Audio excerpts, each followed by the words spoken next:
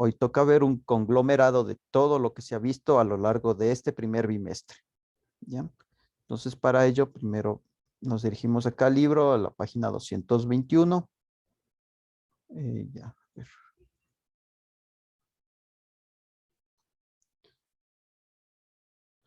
221. Ya.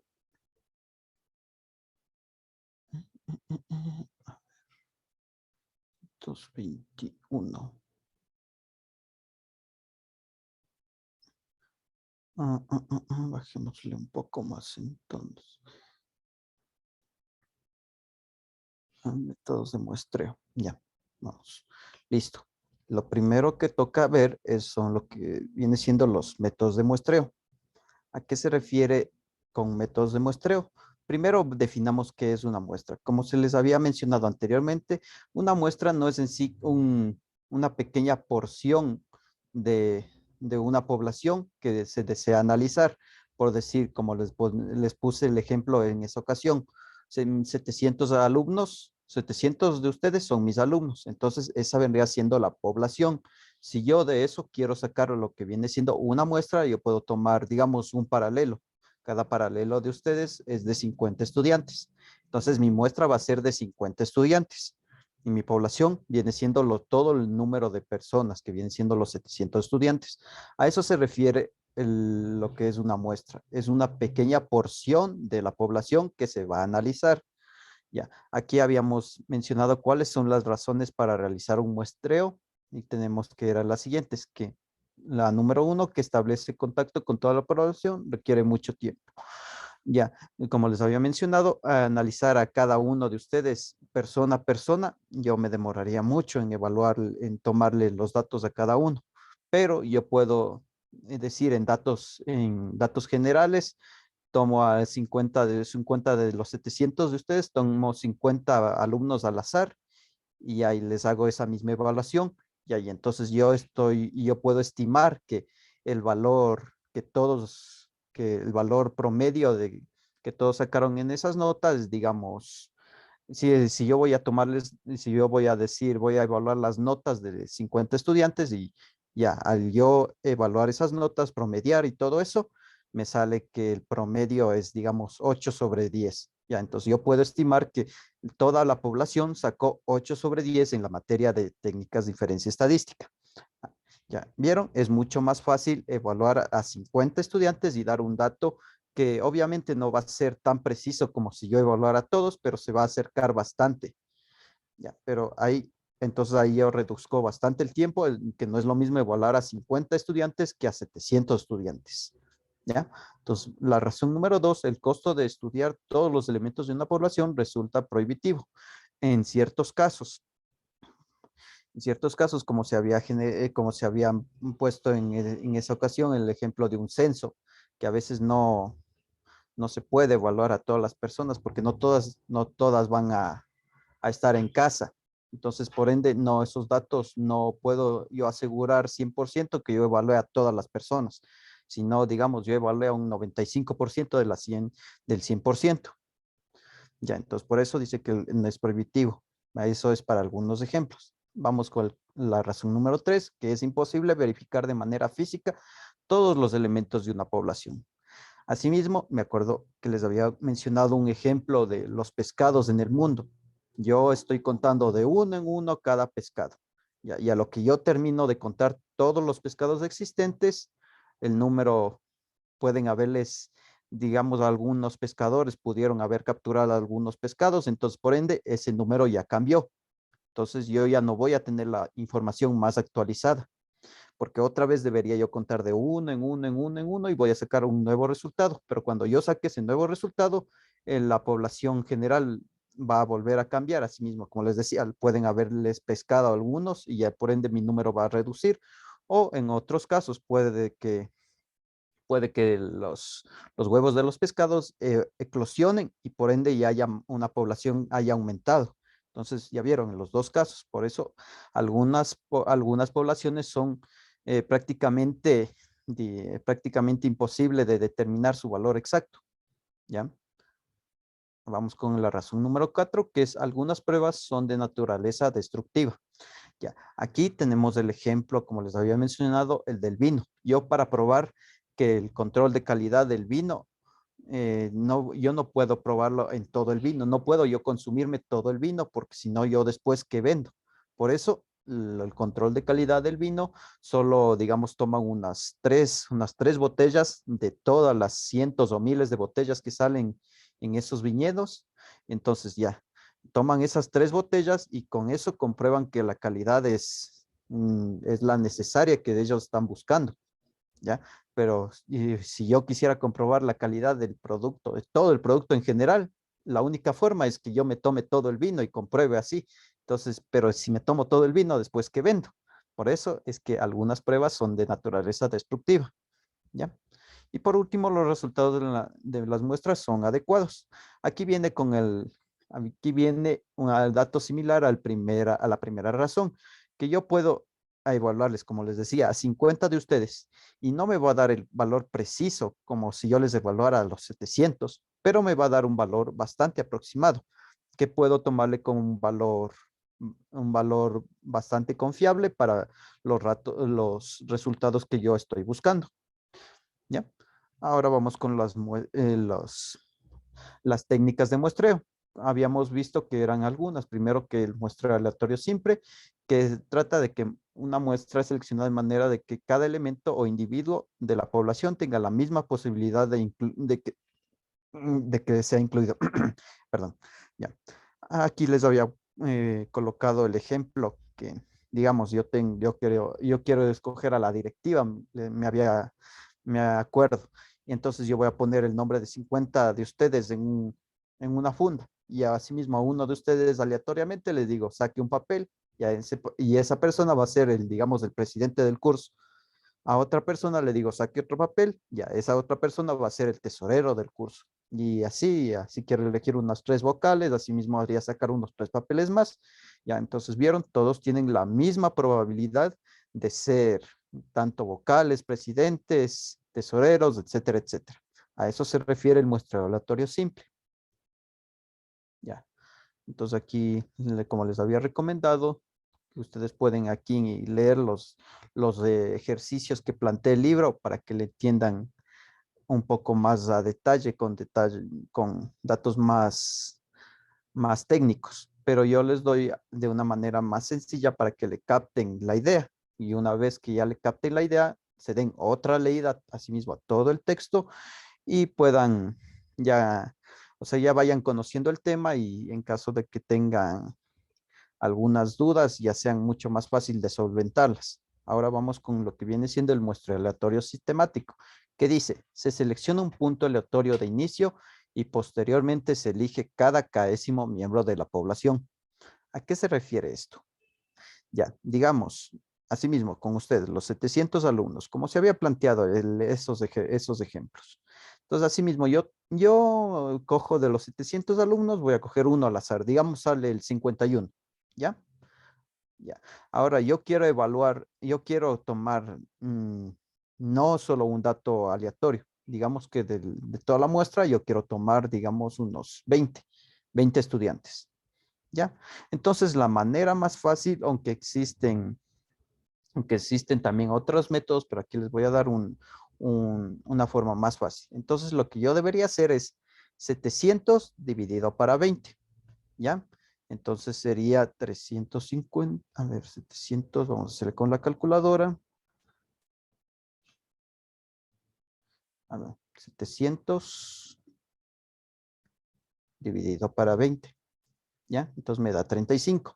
Entonces, este va a ser mi késimo. Entonces, así mismo, yo voy a tomar, como les decía, un número aleatorio del 1 al 700, digamos, al 50, digamos, ¿ya?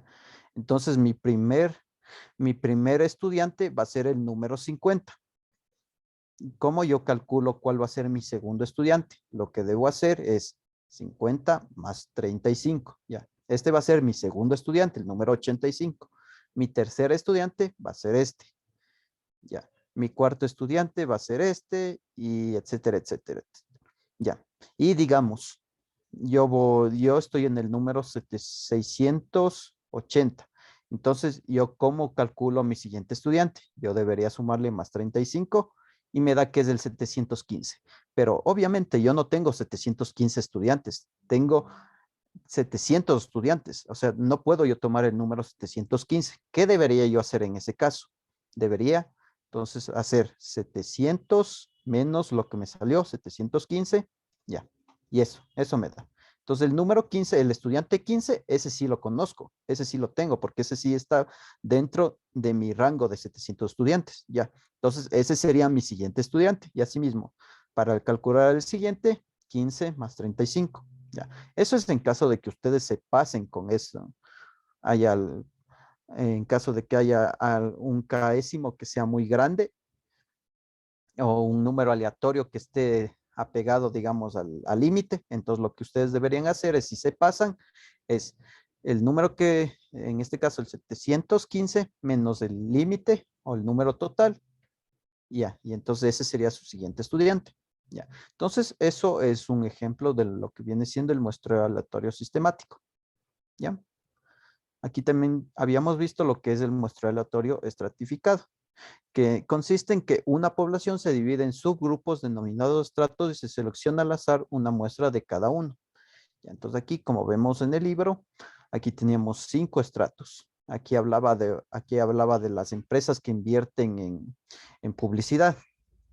Aquí había el 30% y más de las empresas que invierten su capital en publicidad. Aquí de 20% hasta 30%, hay empresas que invierten de 10 a 20%, de 0 a 10% y de aquí que no invierte. Entonces el número de empresas, entonces ya aquí les clasifico. Las que invierten 30%, el número de empresas que invierten más de 30% o 30% son 8. Entre este rango están estas. Entre este rango están estas. Entre este rango están estas.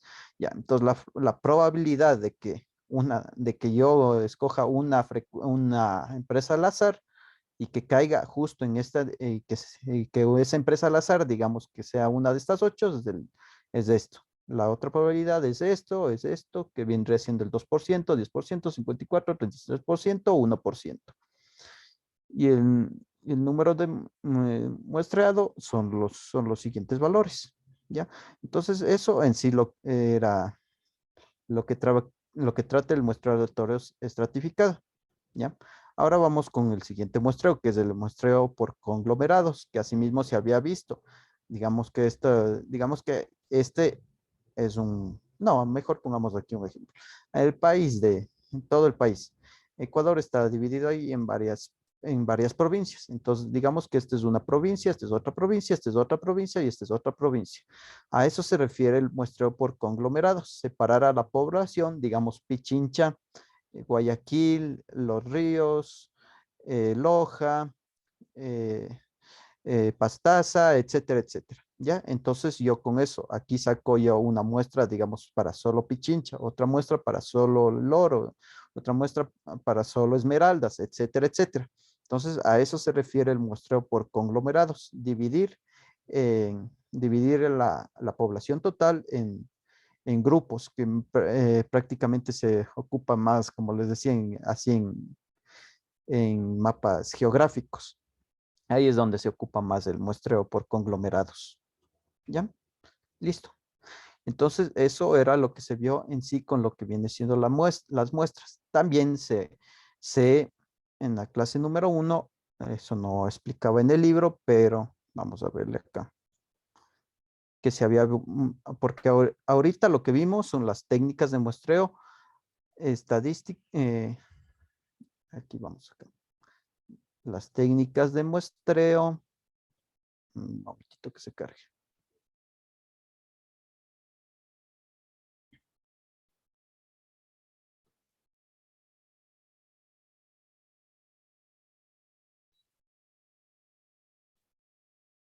Ya, aquí está. Esto es lo que habíamos visto. Las técnicas de muestreo técnicas de muestreo probabilísticos, pero también teníamos las técnicas de muestreo no probabilísticos.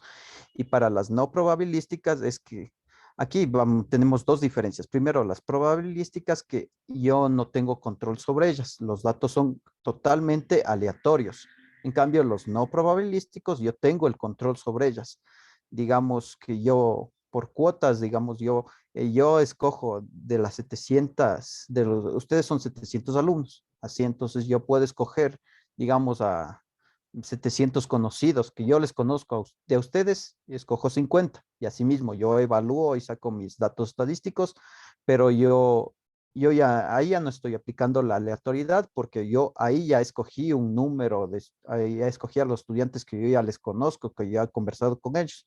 Entonces, por ende, todas esas técnicas de no probabilísticas, el observador, podemos decir, que son ustedes, tienen el control sobre ellas, es decir, ustedes seleccionan los datos. Aquí seleccionan ustedes los datos. Aquí no seleccionan, aquí son completamente aleatorios. Ya, y en sí aquí tenemos las diferentes variantes. Como les había mencionado en la clase número 2, entonces ahí les proporcioné incluso un link para que ustedes puedan leer más a detalle de qué trata cada una de las técnicas no probabilísticas. Ya, como esto no contempla en el libro, es más para su conocimiento propio. No creo que les tomen nada de eso en futuras evaluaciones. ¿Ya? Ya, y listo. Entonces, hasta ahí contemplaría lo que viene siendo las técnicas de muestreo, las técnicas de muestreo y qué es la muestra. ¿Ya? Ahora vamos con lo que se vio en el siguiente tema, 249, que viene siendo los intervalos de confianza y los parámetros y los valores parámetros. 200. Ya, estimación, intervalos de confianza. Eso es lo que se vio en las siguientes clases. Ya. Entonces, asimismo, teníamos, ¿qué es un estimador puntual? Estimador puntual es un estadístico calculado a partir de información de la muestra para estimar el parámetro poblacional. ¿A qué se refiere esto de parámetro poblacional? Podemos decir que es un número que representa a toda la población. Por decir, yo quiero calcular la media, digamos las notas, asimismo, vamos con ustedes, 700 de ustedes. Yo les evalúo a todos ustedes 700 y digo, uno sacó 10, otro sacó 9, otro sacó 8, entonces así voy viendo los promedios de cada uno de ustedes. Entonces, yo sumo todos sus promedios y divido para 700, que son el número total de la población, ¿ya? Y entonces ahí yo voy a sacar el promedio y ese viene siendo el parámetro poblacional, que viene siendo la media o el promedio, ¿ya? Y entonces, en base a eso, yo puedo decir que, digamos, asimismo, sumé todas sus notas y me dio como promedio un 8. Entonces, yo puedo decir, el curso tiene un promedio de 8. Todos los estudiantes tienden a sacar 8, ¿ya? Entonces, para eso sirve lo que viene siendo los estimadores puntuales, ¿ya? Ahora, si bajamos un poco más abajo, aquí tenemos el intervalo de confianza. ¿A qué se refiere esto de intervalo de confianza? Aquí estos son un poco más precisos porque yo puedo decir, ahora, no que mis estudiantes tienen un promedio de 8. Ahora yo voy a decir, mis estudiantes sacan entre 6 hasta 10, o mejor, de 7 hasta 9. Ya, entonces ese va a ser ahora mi, mi intervalo, en que todos los estudiantes están dentro de ese intervalo. O sea, todos los estudiantes van a sacar entre 7 y 9. O sea, uno puede sacar 7, otro puede sacar 7.2, 7.1, otro puede sacar 8, 8.5, otro puede sacar 9. ¿Ya? Entonces, la mayoría de mis datos siempre van a estar ahí. Entonces, porque asimismo yo tengo que calcularle el promedio de cada uno de ustedes y en base el error, aquí aparece un concepto que se llama el error o el intervalo de confianza que se ve, que se analiza más a futuro, el alfa que le hemos venido tratando en estas últimas clases. Entonces, digamos, yo quiero tener un margen de error del 10%, de 5%, del 1%. Entonces, aquí como yo conozco la población total, entonces yo aquí debería aplicar el estadístico de prueba Z y evaluar, digamos, en un 5%. Entonces ahí determinar cuando alfa es el 0,05, cuánto equivale mi Z, ¿ya? Entonces ya con ese Z, yo lo que debería hacer es aplicar justo esta fórmula que se trata más acá abajo. Aquí está explicándoles justo lo que les había mencionado. Entonces yo debo aplicar esta fórmula de aquí. Esta. Entonces aquí, por eso les dije, es importante el promedio o el X techo que le hemos venido diciendo. Aquí ponemos siempre más menos Z, que es en base al alfa o al error o al intervalo de confianza que yo establezca o que me establezcan en un enunciado. Y aquí tengo la varianza, la desviación estándar poblacional que viene denotado por la letra sigma.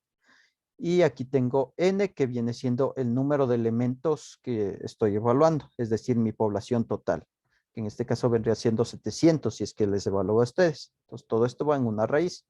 Ya entonces aquí ustedes deberían calcular lo que viene siendo la desviación estándar poblacional. Aquí ponen para la raíz cuadrada de n, que como les repito una vez más, es el número total de ítems o parámetros que yo estoy evaluando. Z, que se calcula a partir de las tablas con el alfa o con el intervalo de confianza o con el error, como lo hemos venido diciendo, y aquí tenemos el promedio. Entonces, aquí en este ejemplo de acá, veamos, aquí estaba resolviendo. Estaba aplicando un 95% de precisión, es decir, mi alfa va a valer 0,05 si estoy aplicando con una precisión del 95%. Entonces aquí lo que hago es reemplazar los valores y por ende voy a tener algo así.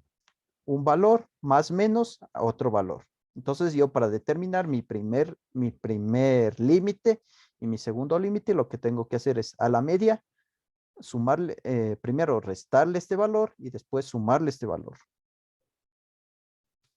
Ya, y justo como dice aquí. Entonces, 4,507 menos 0,0098 es esto, 4,49. Y 4,50 más 0,0098 es esto, 0,568.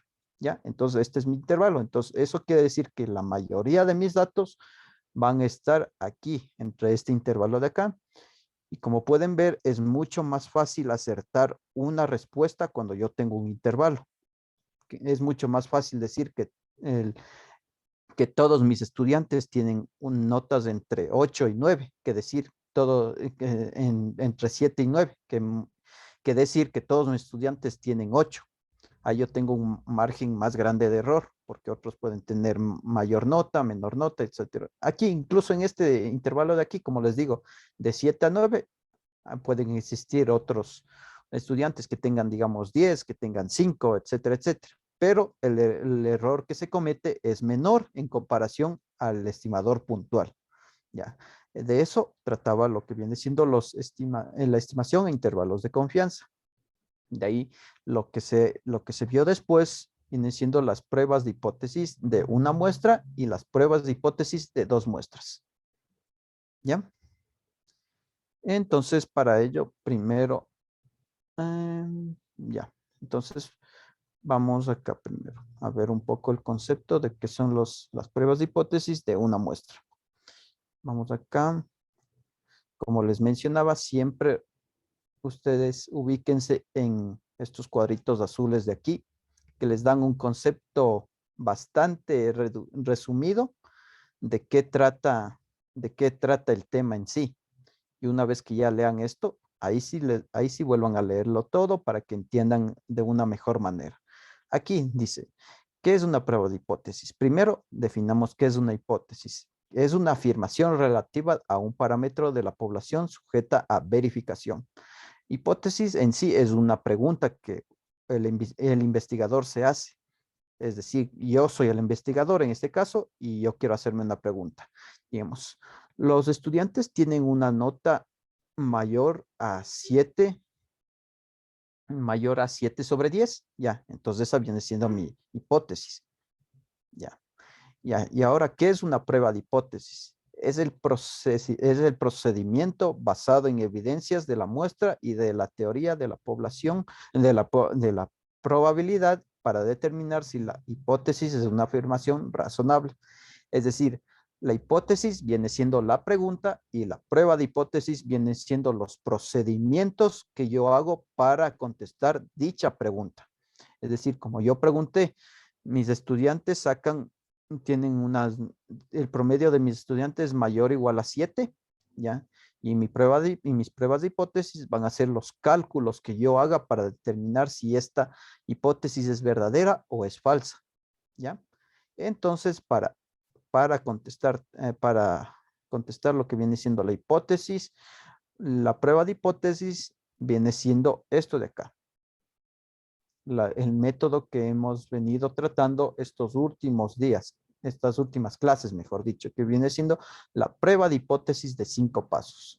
Acá en el libro, una vez más les menciono, aquí define que son 6 pasos, pero estos dos últimos se pueden resumir en un solo paso.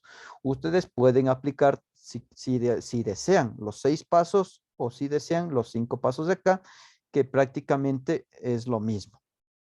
Solo que aquí está un poco más resumido, pero como les menciono una vez más, ustedes pueden aplicar cualquiera de los dos, que el resultado va a ser el mismo, ¿ya? Entonces yo les voy a explicar lo que viene siendo la prueba de hipótesis de los 5 pasos, que es mucho más resumida para que lo entiendan de mejor manera.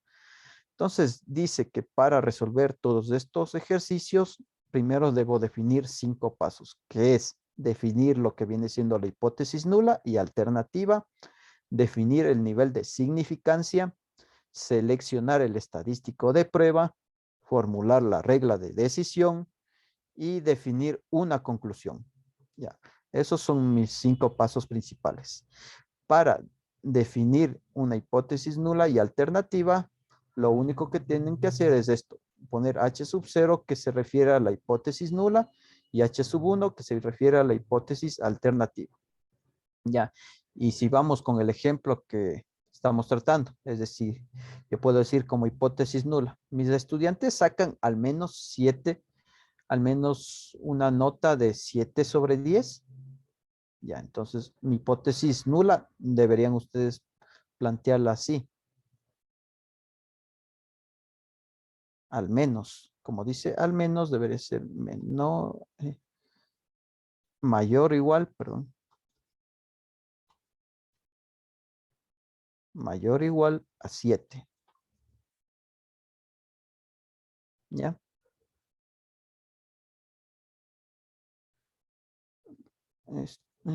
Estudiantes sacan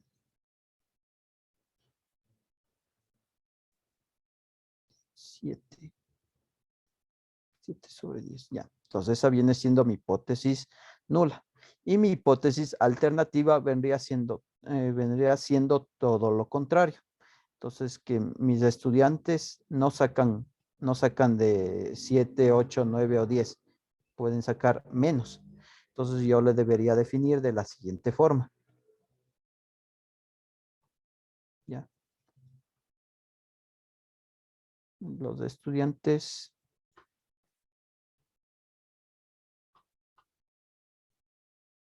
no sacan una nota de 7 a 10. ¿Ya? Entonces, ya ven, entonces así se define mi hipótesis nula y mi hipótesis alternativa. Ya.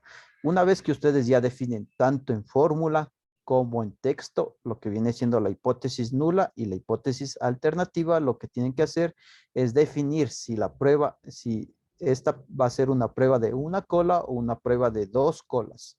¿Ya? Aquí va a ser una prueba de una cola. ¿Cómo se dan ustedes cuenta de eso? Por la hipótesis alternativa. ¿Hacia dónde está apuntando? Aquí dice que está apuntando a la izquierda. No importa si es así o es así. Si es mayor o igual o si es menor o igual o menor. Cualquiera de las dos es lo mismo para este tipo, o sea, para ver si es que es una prueba a la izquierda. Siempre, si es que es menor o igual o solamente menor, sí va a ser igual. Entonces aquí como se ve que es una prueba, como está apuntando a la izquierda, entonces aquí yo voy a definir que es una prueba de hipótesis de una sola cola a la izquierda.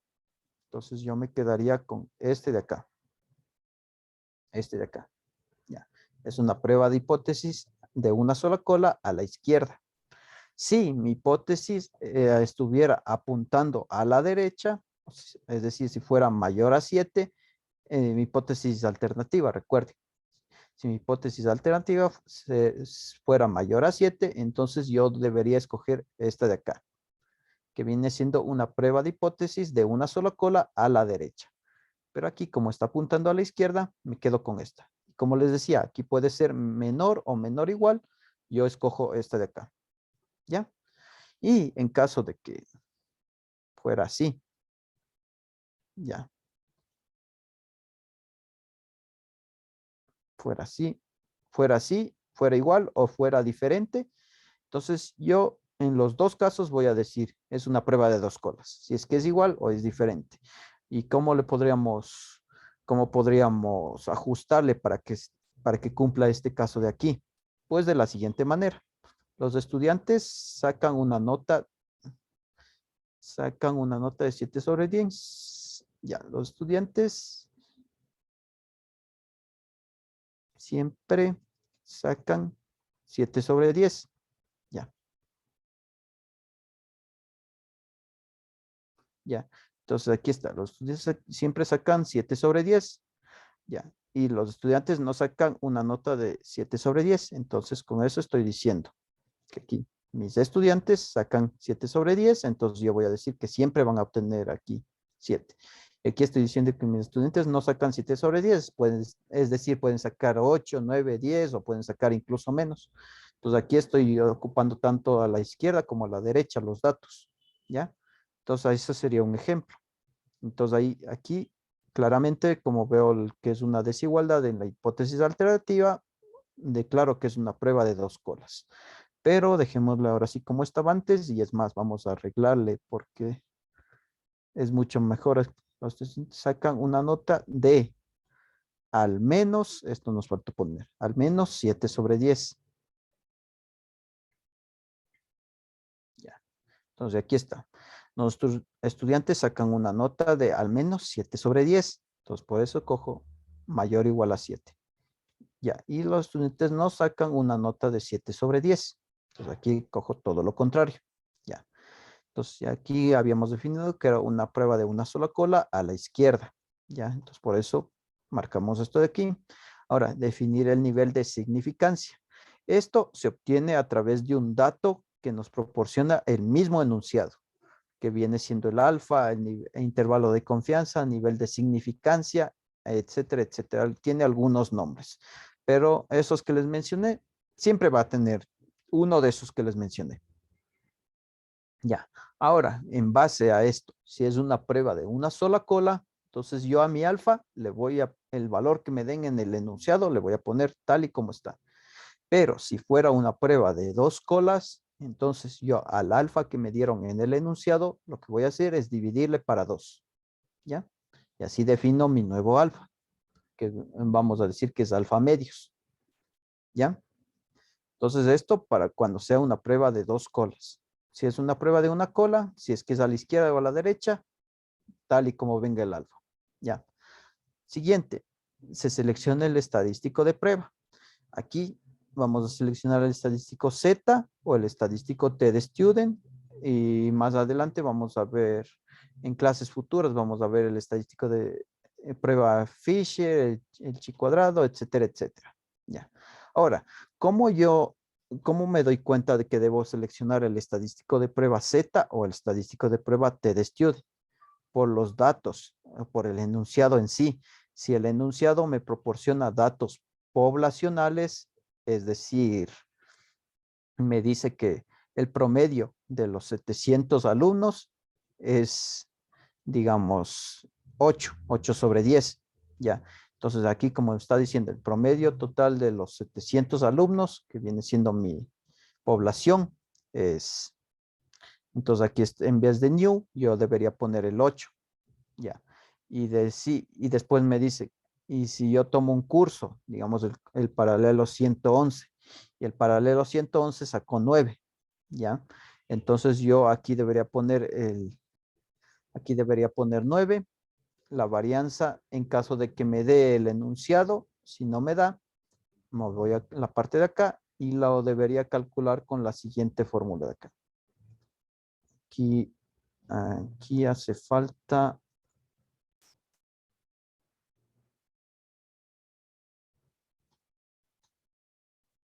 elevarle al cuadrado.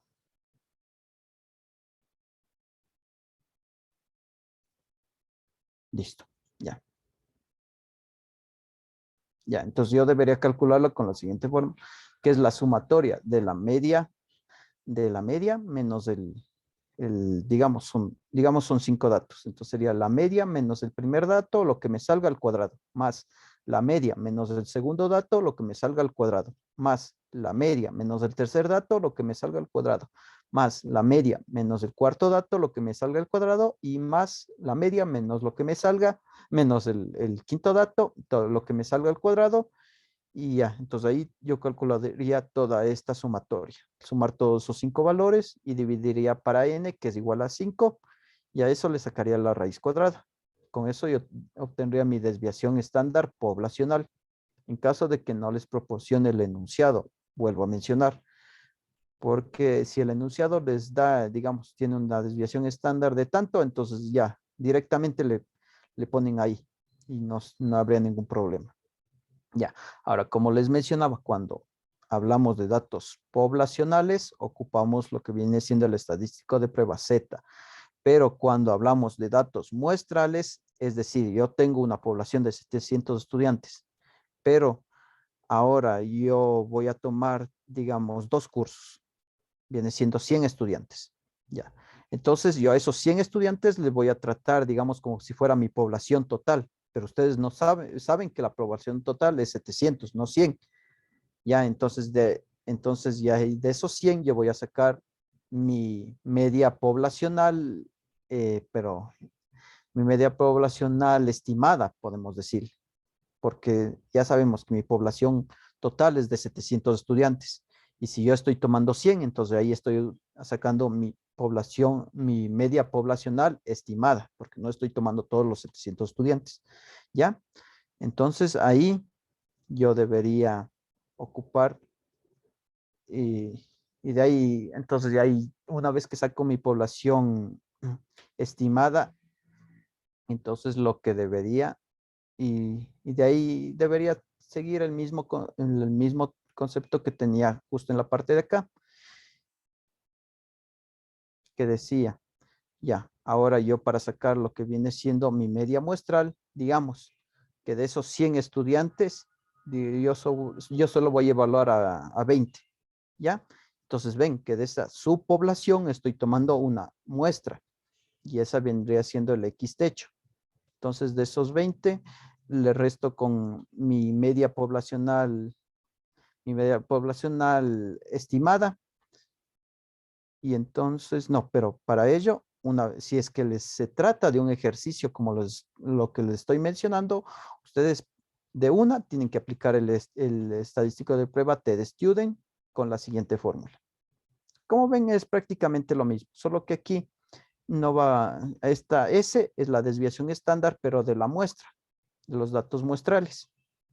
Ya, y para ello ustedes deberían hacerlo con la siguiente fórmula. Como ven, aquí lo único que cambia es n-1.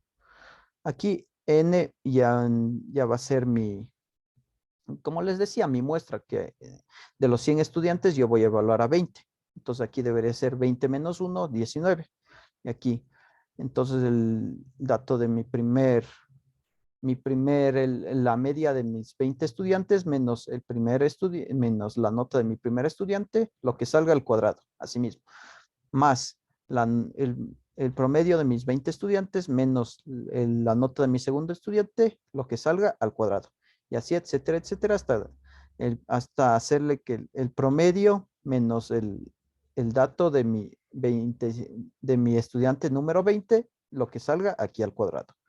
Y esa sumatoria lo que debo hacer es dividirle para n-1 y todo esto envolverle en una raíz y tengo la desviación estándar de la muestra. Ya. Y si se trata de un ejercicio similar, entonces ustedes deben aplicar de una el estadístico de prueba TD-Student. ¿Ya? Listo. Entonces, a eso se refiere determinar el estadístico de prueba. Si es que conocen la población o datos poblacionales, rapidito, el estadístico de prueba Z. Si no conocen, el estadístico de prueba T de Student. Ya. Por último, tienen lo que viene siendo formular la regla de decisión. Para formular la regla de decisión deben hacer lo siguiente. Utilizar la tabla para determinar el valor crítico. Recuerden, si están utilizando el estadístico de prueba Z, entonces ustedes deberían utilizar esta tablita que les proporcioné yo el otro día. O también pueden en el libro, en la sección de anexos, al final, casi, ahí van a obtener todas las tablas. Todas las tablas para los diferentes estadísticos de prueba. Solo que yo les compartí esta porque es mucho más fácil entender. Entonces ya, en base, digamos, yo tengo un nivel de significancia, un alfa del 0,05. Entonces ustedes deberían ubicarle el 0,05, así como les decía, si no está aquí, van a la siguiente fila de acá, siguen bajando y entonces aquí está 0,051, mi valor Z para 0,051 es 1,64, ¿ya? Y ese va a ser mi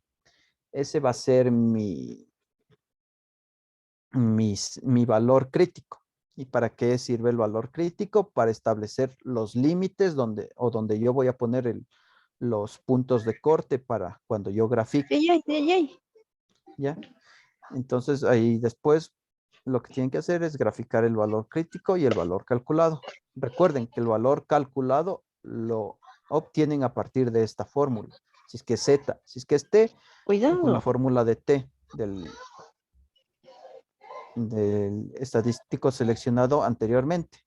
Y por último tienen el cálculo del p-valor.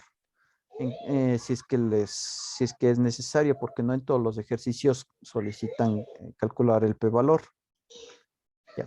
Y por último tienen que definir una conclusión, que en sí es seleccionar una de las dos hipótesis planteadas de acuerdo al valor calculado, si cayó o no en la zona de rechazo.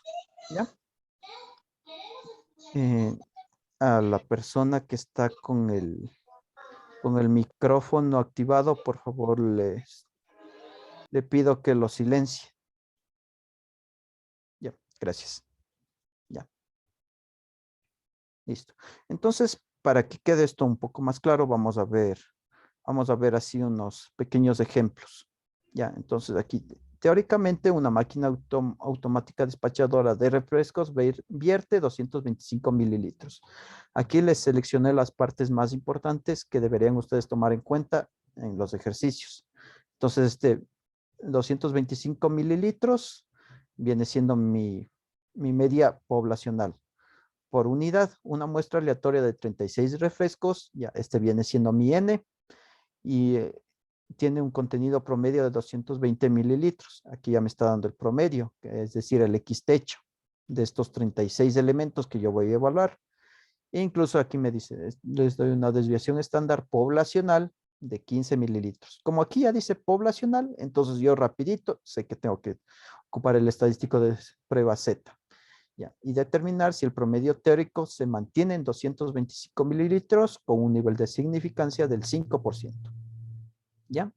Entonces aquí tienen el promedio teórico, es menor a 225 mililitros y el promedio teórico se mantiene en 225 mililitros, tanto en hipótesis nula como alternativa, tanto en palabras como en fórmula. El paso 2, como ve que está apuntando a la izquierda, entonces una prueba a la izquierda, el alfa ya medio aquí, el estadístico de prueba Z, asimismo porque aquí habla de datos poblacionales. Lo que hago es reemplazar los distintos valores y obtener lo que viene siendo el valor calculado. ¿Ya? Para el paso 4, debo determinar el valor crítico. Como estamos hablando de 0,05 y ya determinamos aquí que es 1,64. Una vez más les repito, no importa el signo, porque el signo le ponen ustedes. Ya, como es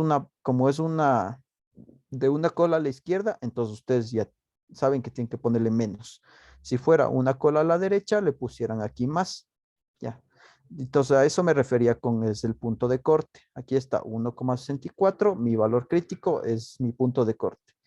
Toda esta zona de acá va a ser mi zona de rechazo. Y toda esta zona de acá va a ser mi zona de no rechazo. Como mi valor calculado es -2, entonces va a caer justo en la parte de acá, en mi zona de donde debo yo rechazar H sub 0. Entonces, si yo rechazo H sub 0, debo tachar esta de acá y quedarme como respuesta válida la hipótesis alternativa, que dice el promedio teórico es menor a 225 mililitros. Y ya, y como conclusión, yo debería plantear lo siguiente. En base a los datos propuestos por el enunciado, se concluye que el promedio teórico es menor a 225 mililitros. ¿Vieron? Aquí dice, el promedio teórico es menor a 225 mililitros. ¿Ya? Entonces, así se resolverían este tipo de ejercicios. ¿Ya? Y por último, vamos con las pruebas de hipótesis de dos muestras. Entonces, aquí prácticamente es lo mismo que se ha visto acá. Ya, aquí vamos con la Z. Ya, aquí está.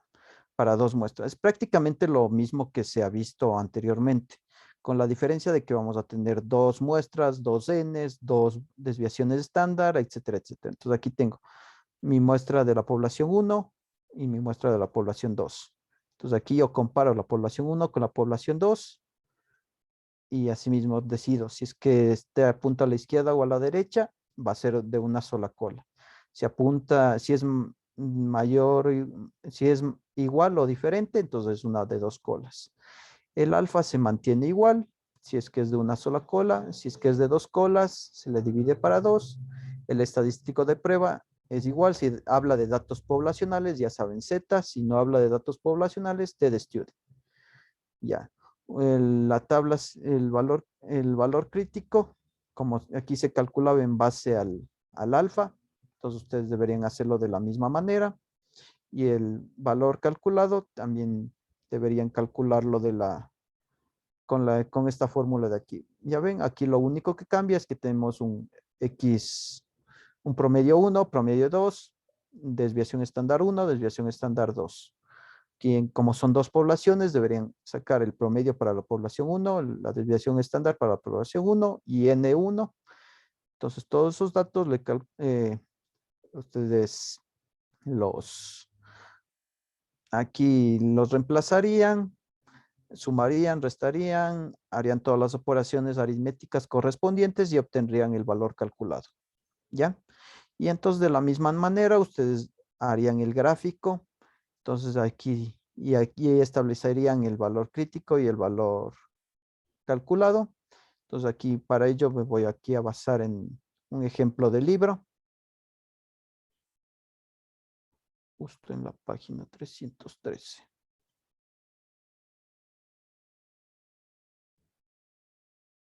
313.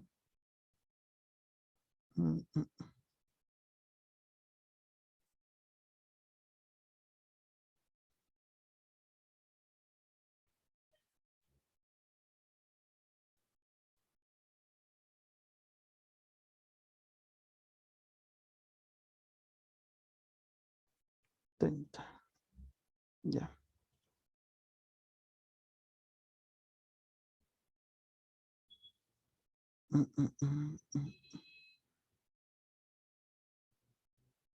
313.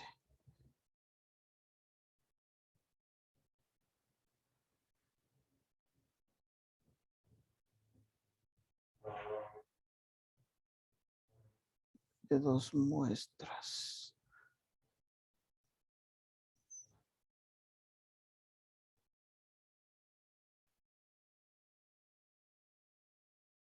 Ya. Entonces, justo aquí tengo un ejemplo. Aquí están mis dos muestras. Mi tamaño de la muestra 1, mi tamaño de la muestra 2. Mi media muestral 1, mi media muestral 2, mi desviación muestral 1 y mi desviación muestral 2. ¿Ya vieron? Entonces aquí tengo todos los datos necesarios. Aquí lo que debería hacer es establecer mi hipótesis nula y alternativa, tanto en fórmula como en palabras. El nivel de significancia me da en el mismo enunciado que es 0,01. El estadístico de prueba, como estamos en datos poblacionales, es el Z. Y la regla de decisión, como les decía, entonces aquí se hace lo que viene siendo el gráfico. Mi valor crítico, lo que me haya salido con 0,01, entonces es esto, 2,326, ¿ya? Y el valor calculado, el que me dio aquí con la fórmula, aplicando la fórmula justo este de acá, es el siguiente. Es el siguiente, aquí está, 3,123. Ya, entonces si 2,326 está aquí, 3, algo va a estar justo en la K. Entonces, como aquí es una prueba a la derecha, va a ser todo lo contrario. Esto de aquí va a ser mi zona de rechazo y esto mi zona de no rechazo. Entonces, como dice 3, algo, entonces va a caer en mi zona de rechazo. Entonces, yo así mismo debería hacer como en el ejemplo de aquí. Yo debería tachar H sub 0, H sub 1, perdón, y quedarme con H sub 0 como respuesta. ¿Ya? Y prácticamente eso sería para los ejercicios con dos muestras. Ya. Cabe mencionar que cuando se tiene el estadístico de prueba TED-Student, la única diferencia es que ustedes deberían, si tienen una población, digamos, de 5 estudiantes, entonces ustedes necesariamente necesitan los grados de libertad. ¿Cómo calculan los grados de libertad? Lo hacen en n menos 1. Y eso les va a servir para el valor calculado, porque yo también les había compartido justo esta página de aquí. Se había compartido las diferentes tablas que obviamente ustedes las pueden conseguir aquí o incluso en el libro al final en la sección de anexos. Entonces ustedes aquí deberían ubicar los grados de libertad, digamos 5, con un nivel de significancia, el alfa, digamos 0,05. Entonces ya, y este va a ser mi valor crítico para cuando ustedes ocupan TED-Student. ¿Y qué pasa cuando tienen dos poblaciones? Entonces deberían sumar, digamos, tengo una primera población de 3 elementos y mi segunda población de 6 elementos. Lo que tienen que hacer es sumar 3 más 6, 9. Entonces, 9 menos 1, 8. Menos 2, perdón. Cuando tienen dos poblaciones deben hacerle menos 2. 3 más 6, 9. 9 menos 2, 7. Y asimismo, si quiero calcular con 0,05, entonces este vendría siendo mi valor crítico mi valor crítico para cuando tengo dos poblaciones. ¿Ya? Y bueno, en sí, así se resolverían todo este tipo de ejercicios. Les agradezco una vez más por asistir a esta video colaboración y asimismo nos veríamos la siguiente clase. Muchas gracias, hasta luego. Muchas gracias, profesor. Ya listo.